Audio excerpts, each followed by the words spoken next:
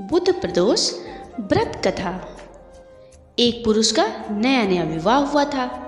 वह गौने के बाद दूसरी बार पत्नी को लिवाने अपने ससुराल पहुंचा और अपनी सास से कहा कि बुधवार के दिन ही पत्नी को लेकर अपने नगर जाऊंगा। उस पुरुष के सास ससुर ने साले सालियों ने उसको बहुत समझाया कि बुधवार को पत्नी को विदा कराकर ले जाना शुभ नहीं है, लेकिन वह पुरुष अपनी जिद से टस से मस नहीं हुआ। विवश होकर सास ससुर ने अपने जमाता और पुत्री को भारी मन से विदा किया। पति पत्नी बैलगाड़ी में चले जा रहे थे। नगर के बाहर निकलते ही पत्नी को प्यास लगी। पति लोटा लेकर पत्नी के लिए पानी लेने गया। पानी लेकर जब लौटा तो उसके क्रोध और आश्चर्य की सीमा न रही, क्योंकि उसकी पत्नी किसी अन्य पुरुष के लाए हुए लोटे से पानी पीकर हंस हंस कर बात कर रही थी। क्रोध में आग बबूला होकर वह उस आदमी से झगड़ा करने के लिए उसके पास पहुंचा, मगर यह देखकर उसके आश्चर्य की सीमा न रही कि उस पुरुष की शक्ल उस आदमी से हूबहू मिलती थी। हम शक्ल आदमियों को झगड़ते हुए जब काफ़ी देर हो गई तो वहाँ आने जाने वालों की भीड़ एकत्र हो गई। सिपाही भी आ गए।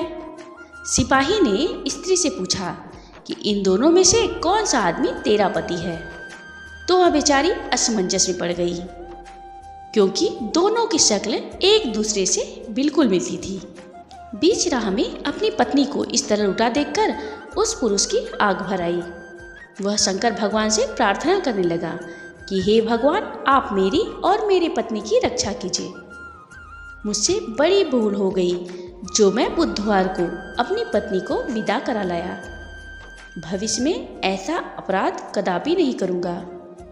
उसकी वह प्रार्थना जैसे ही पूरी हुई कि दूसरा पुरुष अंतर ध्यान हो गया और वह पुरुष सकुशल अपनी पत्नी के साथ अपने नगर को पहुंचा।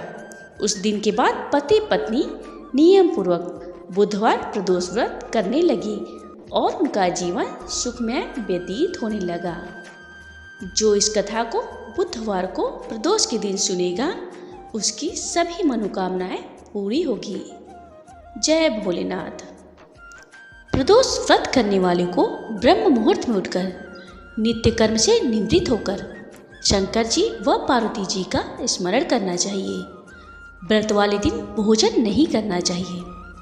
सायंकाल को जब सूर्यास्त में घंटा भर शेष रह जाए तब स्नानादि कर्मों से निवृत्त होकर श्वेत वस्त्र धारण कर पूजन के स्थान को स्वच्छ जल और गाय के गोबर से लिपकर मंडप को भली भांति सजाकर 5 रंगों को मिलाकर अष्टदल कमल बनाकर कुशा के आसन पर पूर्व अथवा उत्तर दिशा की ओर मुंह करके बैठे और भगवान शंकर व पार्वती का पूजन करें।